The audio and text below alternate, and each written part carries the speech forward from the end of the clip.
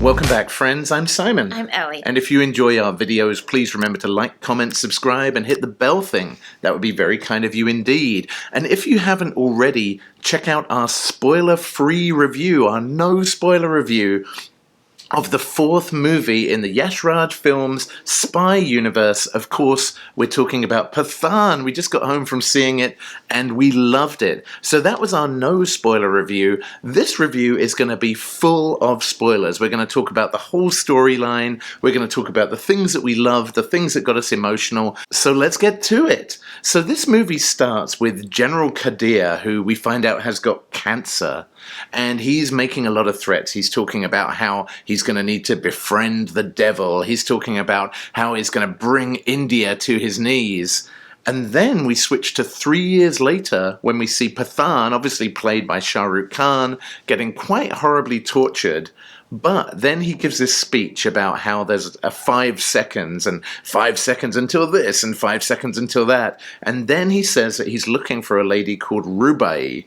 And at that point, all hell breaks loose. And this is the first moment that we see Shah Rukh Khan, first of all, so ripped. Just so ripped. Very ripped. I mean, for a guy his age to put on that much muscle, he looks incredible. And we see him fighting for the first time. And it starts off with fist fighting, then gun fighting, then a helicopter. Helicopter fighting! Yes, and there's one of the people who was torturing him. And it's almost like you start to feel sorry for him. The guy's name is Rafi, and first of all, he's thrown out of the window and smashed to the floor. Then he's handcuffed to a helicopter while that helicopter is shooting miniguns next to his head, almost gets burned to death. And then we see Shah Rukh Khan in the helicopter with poor Rafi still handcuffed, flying off into the distance. So then we do a switcheroo and we're in modern day and we find out that this lady called Rubai'S, although she's using a fake name, is actually in Paris. And then before we know it, we have another switcheroo and we're with Pathaan again and he's being interrogated or being questioned by this lady who leads the agency that he works for. And he says that he's not dead after all. He's got metal plates all over the place and biodegradable screws.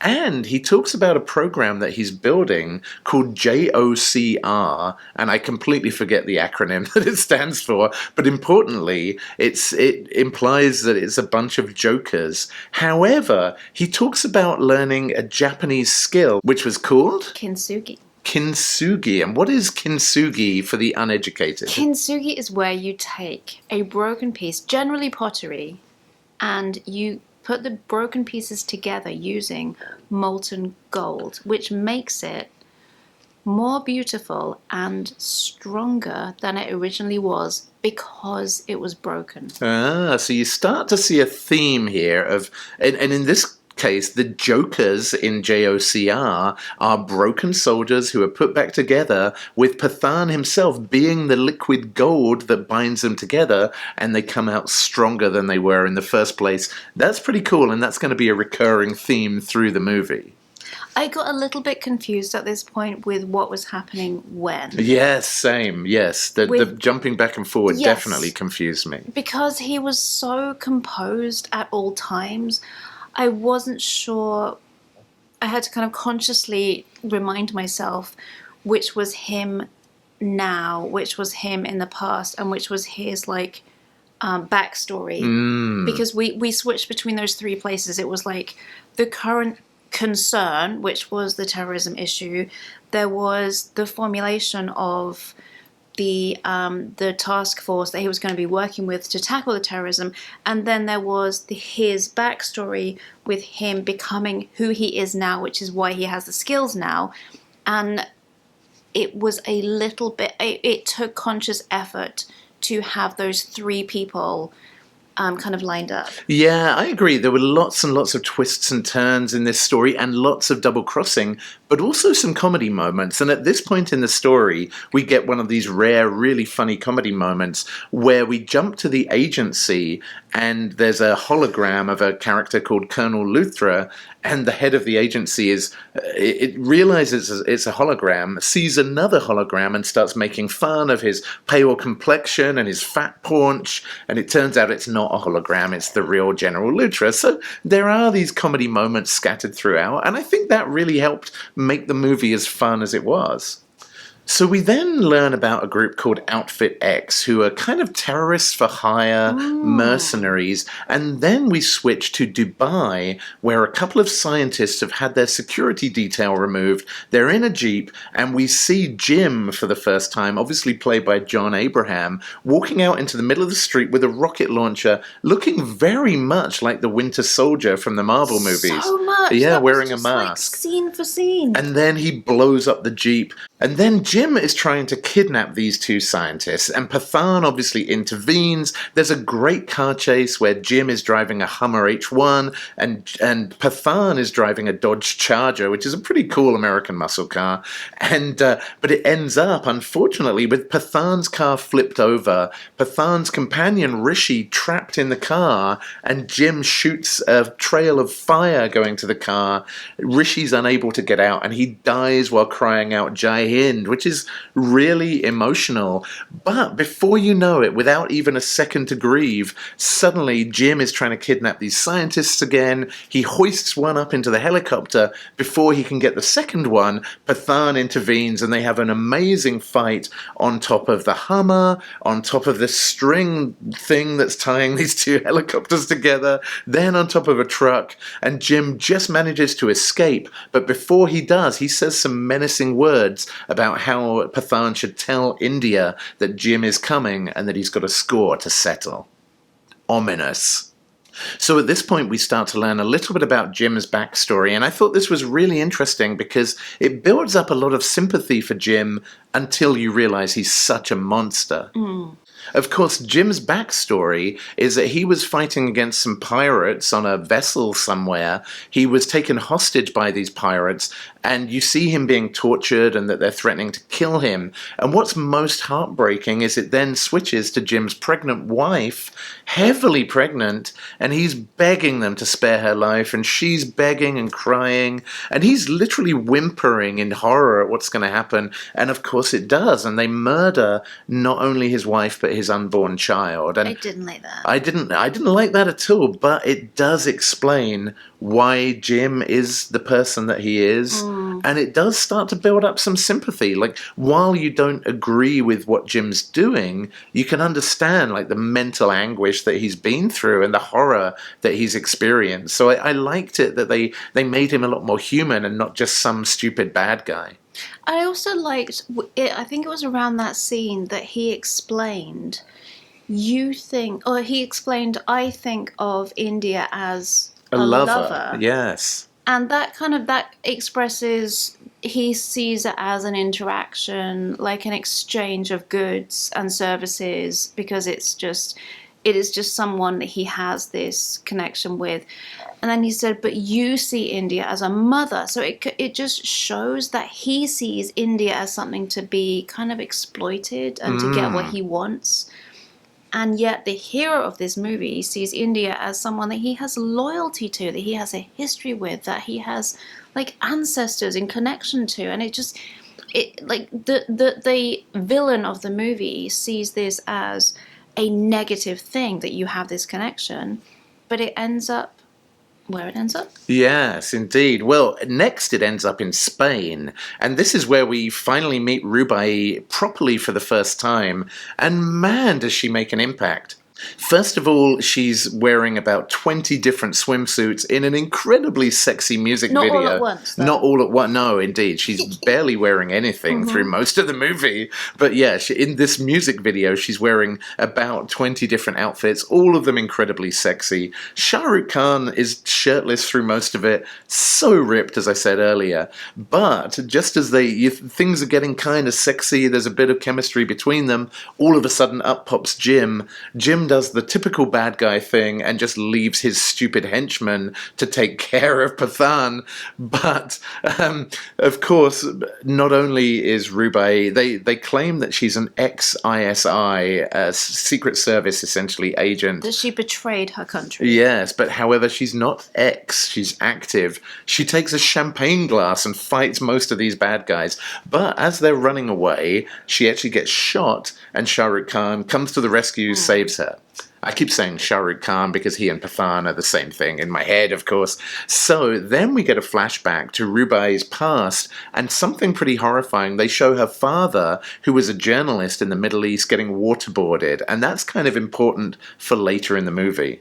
So now it becomes a heist movie, and it was kind of interesting that they put in a pretty deep heist sequence in this movie, and it was pretty complex. It turns out there's a vault on the 92nd floor of a building in Russia. The key to this vault is on one side of the city, the lock to the vault is on the other side, and you need both together. And after you get these things, which you need fingerprints to get from two different people, you only have 10 minutes to enter the vault. So a really complicated heist setup.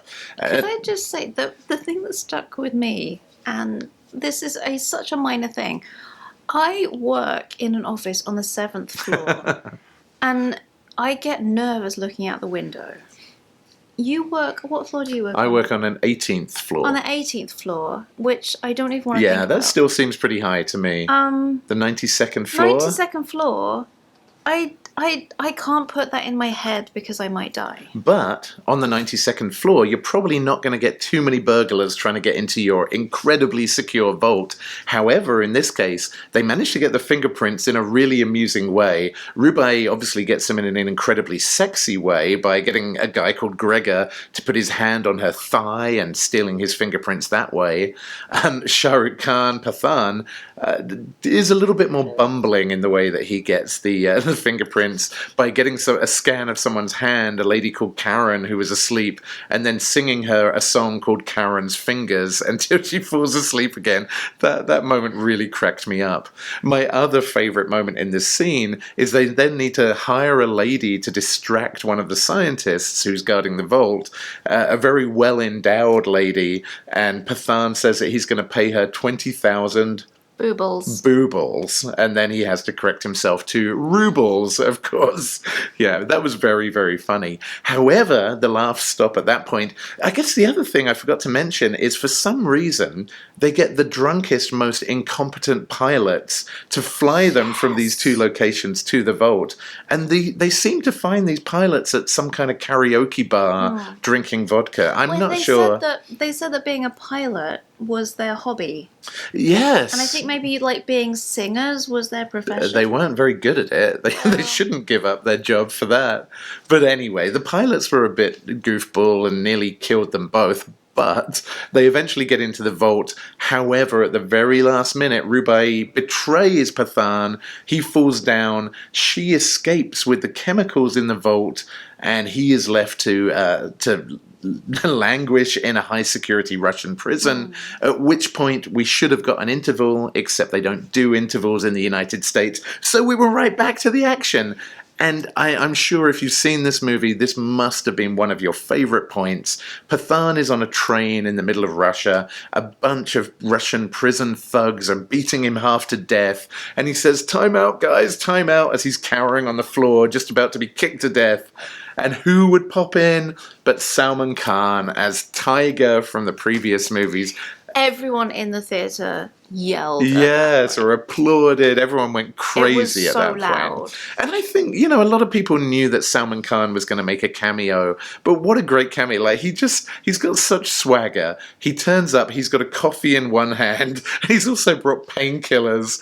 And just the chemistry between Pathaan and Tiger through that whole scene. There's a crazy fight on a train. There's everything from fist fights to miniguns to shooting down helicopters to outrunning a train as it's falling off a bridge.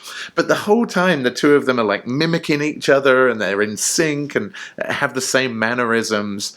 And at the end, they end up breaking the pack of painkillers in half because they both need some. The other thing I liked was the very first thing we saw of him was a scarf dropped down Yes. through a hole in the ceiling of the train. And my very first thought is one of my favorite sci-fi series. A theme that runs through it is you've always got your towel, and as long as you've got a towel, you can do anything because like towels, you can use it to keep you warm. You can use it if you're wet. Like you can use it to climb up things. Like, and the whole thing is this towel is so versatile. You can do anything with it. And that he used his scarf in the same way, and I kept thinking, okay, well it's just a scarf, but like he was catching bad guys with his scarf, and like he was using it as like a lasso, and he was just using his scarf in so many ways. I've never seen anyone use a scarf, and yet at the end of the scene he was just like wearing the scarf like it was just like freshly laundered, like it was just like this. His scarf was still immaculate, and I loved that his weapon was a scarf. Yes, it was so classic. And we've had references to Kabir earlier in the movie, just mentioning of a name and how much he had in common with Pathaan, but actually seeing Salman Khan back as Tiger was just warmed my heart. It was so fun. So much less fun, we then switched to a lab, I guess in Siberia or something, snow and ice everywhere, and Jim has finished concocting this virus. It's in these two kind of orbs locked away somehow, and we find out that it's a smallpox virus. We find this out from Rubai, who has decided that she's not going to go along with this plan anymore. Her conscience can't stand to see millions of people in India potentially killed, and this is a mutated smallpox virus that can't be cured by any vaccine, and also it acts very, very fast. In just a few days it'll kill people, which means that it can kill a massive area within a small space of time, but it's not going to spread in the way something like COVID spreads that can stick in your system for 2 weeks. So very fast acting, very deadly. Rubai is not having any of it, and Pathaan and Rubai go in and try to steal this virus. They almost succeed, but Jim escapes on some crazy, I don't know, dirt bike thing, zooming across the snow, ends up with a really, really fun bike chase. However, towards the end of that scene, Rubai is on ice skates, Jim blows a hole in the ice, Rubai goes under the ice with one of the orbs, Jim escapes with the other, and Pathaan has to save Rubai from certain death under the ice, which was so stressful. Yeah, it really was high stakes. But then the agency arrests Rubai and takes the orb, and Pathaan isn't very happy about it, but there's not a great deal that he can do. And he just watches her being taken away. I know, and you know from the flashback of her father being waterboarded that things are not going to go well for Rubai at that point. But before they don't go well for her, things take a pretty horrifying and heartbreaking turn. And I've got to say, this was a moment that actually made me tear up in the movie, that the agency are opening the orb and they find out that in the center of it there's a liquid, but it's not a smallpox virus, it's just water. And they're curious about what's going on when all of a sudden they get a FaceTime from Jim to say, hey guys, by the way, what you thought was an empty middle layer was actually corrosive gas, and those protective suits that you're all wearing are not very protective anymore. And this entire group of agency workers, including the lady who runs the agency, they start to see their suits dissolve, their skin starts to blister, and they know it's only a matter of time. They're also worried that if they don't die effectively, the virus is going to spread. So they ask to be locked in this room, and the lady who runs the agency gave one of the most heartbreaking speeches before taking a gun to her own head. And there was a moment where you see Pathaan walking away down a corridor, and you can just hear gunshot after these agency workers are sacrificing themselves for the greater good. And you see the emotion on Pathaan's face, you see him flinch, and it's just heartbreaking to watch, but gives the movie so much gravity. And I do think it's the mix of these like light comedic moments with these really emotional moments that gives this movie so much depth. So as I said, it was no surprise really that we were going to move to Afghanistan at this point and find Rubai being waterboarded. And, thankfully Pathaan decides that he's had enough of this, and he rescues her in quite a spectacular fashion. Yes. And off they go to go and find Jim and the virus. And at this point, things start to get very messy. General Kadir, the original bad guy from the opening scene who has cancer, he's not looking so good, but he's very, very happy that they're going to be launching this virus against a city in India. They make a demand about India completely removing themselves from Kashmir, knowing that that's never going to happen, and they're just ready to unleash the virus. But Jim decides that he's going to double-cross General Kadir, and that he's actually going to send this virus to Islamabad. So General Kadir's not happy about that, and Jim's grabbing him by the throat. Around the time that Jim is double-crossing General Kadir, we also hear that there's another outbreak of the virus, and it was super confusing at that point because there were only two orbs. One killed the agency people, the other was the one that Jim had. So Jim didn't know anything about this other outbreak, so he sends his scientists to go and investigate. And to me, this was the biggest twist of the movie that I didn't see coming at all, was that the second orb in this village in Afghanistan was actually a fake. It was a hologram, and that the people laying around looking like they were infected were the people that in an earlier flashback Pathaan had rescued. And this is where Pathaan's character comes from. He was an ISI agent. There was supposed to be a drone strike against a Taliban leader, but he had found out that there were a lot of children in the facility with the Taliban leader, so he ended up almost sacrificing himself to stop that drone strike. He was in a coma for months, and the Afghani people healed him and brought him back to full health. And he admitted earlier on that he still goes there every Eid to celebrate with the Afghani people. And it was really, it just added a lot of depth to his character. He's truly Indian, he's an Indian soldier and very patriotic, but he also feels an allegiance to these Muslim people from Afghanistan as well. And it was really interesting to see those different sides of him. But an amazing twist at that point in the movie to find that this second orb wasn't real. So at this point, Jim double-crosses General Kadir and says that he's going to launch the virus at Islamabad, and Pathaan and the Jokers, including Rubai', come in and try to save the day. But Jim seems to disappear on some kind of a flying contraption on his back. Pathaan chases him. At the same time, Rubai'S fighting General Kadir. General Kadir shoots the console that controls the missile's launch sequence, so she's unable to stop it, and her and a scientist are desperately trying to stop this missile from being launched. At the same time, Pathaan's battling Jim in the sky in some crazy Top Gun-esque dogfight. And then we get one final twist of the movie, that the virus isn't on that missile at all. It's actually in a passenger jet flying to New Delhi with about 300 innocent people on board. And as Jim and Pathaan land in this old house on the side of a mountain and are just duking it out, we find that Jim is wearing some kind of a deactivation device on his shoulder. And he says to Pathaan, if you can take this, you can stop the virus. But they've literally only got less than 2 minutes. And the agency's watching all of this, and they decide, if that plane gets to New Delhi, millions of people could die. So we're just going to have to shoot that plane down. We're going to have to launch a nuclear strike against that plane, which contains men, women, and children, all innocent. So at the same time, Pathaan is fighting Jim on the side of this house. The house is falling off a mountain, and Pathaan eventually decides just to sacrifice himself. And Jim's holding a knife. Pathaan lands on it, but manages to take the device and deactivate the bomb, just as Rubai' and everyone else is screaming, "Abort! Abort!" as they see the bomb being deactivated. The virus is gone, and there's no problem. The plane is safe to land in New Delhi. But Pathaan, just when you think he's dead, has just enough life left in him to kick Jim's butt and give a really cool speech about dedication to his country before saying Jai Hind and stamping on Jim's hands, sending him to the abyss.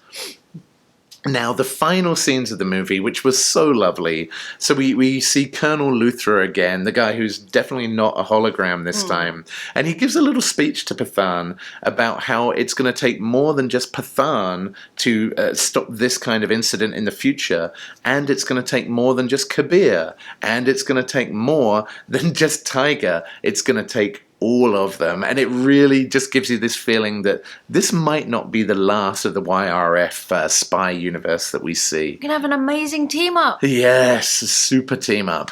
And my favourite thing of the whole movie, it ends with kind of an end credits scene of Salman Khan's Tiger and Shah Rukh Khan's Pathaan sat on the broken bridge, just joking about being old men, how they've been doing this for 30 years, joking about the other guy, who I'm sure you can guess who that is, but the other guy is too much of a child to join them and they can't leave it to him. And it's just such a lovely way of wrapping up the movie. So there you go. That is our spoiler review. All the spoilers. All of the spoilers, all of the things that we loved, all the twists that blew our minds and the moments that made us emotional. We hope you've seen Pathaan and we haven't spoiled it for you. We hope you enjoyed it as much as we did. We're just going to go watch it again, I think, because it was so much fun. In fact, I think we may need to watch all 4 back to back at this point. But anyway, thank you for watching our channel, and we'll see you very, very soon, friends, on the next Nerd Safari. Peace out, nerds!